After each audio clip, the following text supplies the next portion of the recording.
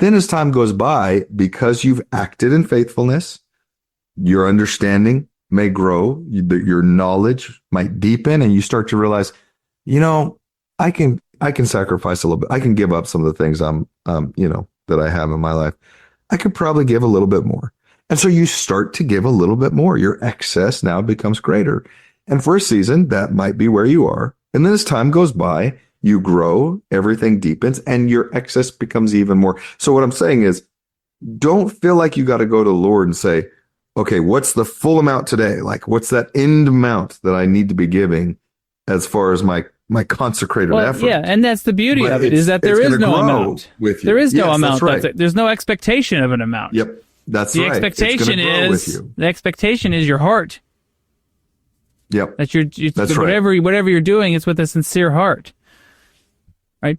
It's perfectly fine to give zero in tithing and offerings if there's nothing coming in.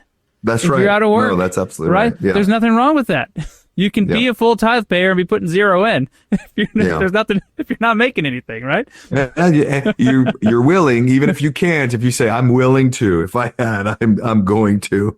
But yeah, I mean, it goes back to my bigger, kind of what I was saying with the Saviors. It seemed like his biggest trouble was getting the disciples around him to stop looking at the world and stop looking at others through their very temporal, telestial eye, and say, you gotta look at the world differently.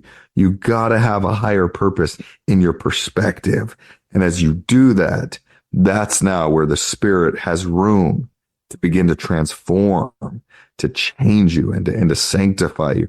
And that's where we need to be orienting ourselves. Is we're talking about charity. We're talking about caring for our neighbors, looking at others. It's stop looking at the world the way the world teaches us to look at it, and start focusing on things as the Lord would have us do. And some people do a great job of that, and some people struggle more with that. And I certainly have that struggle as well, especially in times past, much more so. And I'm grateful that little by little it's changing, but I'm still not where I want to be. Still not as far along that path as I want to be, but I know that it's line upon line, here a little, there a little, and it makes large change. It makes a large difference in your life as time goes by.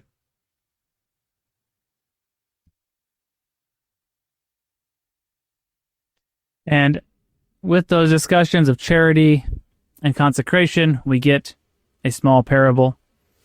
For what man among you having 12 sons, and is no respecter of them, and they serve him obediently, and he saith unto the one, Be thou clothed in robes, and sit thou here, and to the other, Be thou clothed in rags, and sit thou there, and looketh upon his sons, and saith, I am just. Behold, this I have given unto you as a parable, and it is even as I am. I say unto you, Be one.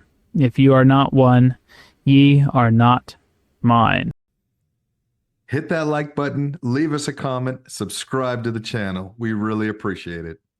They may seem like little things, but liking, commenting, it helps the algorithm push our content out to more people. So it's our small way of sharing the gospel in a social media age.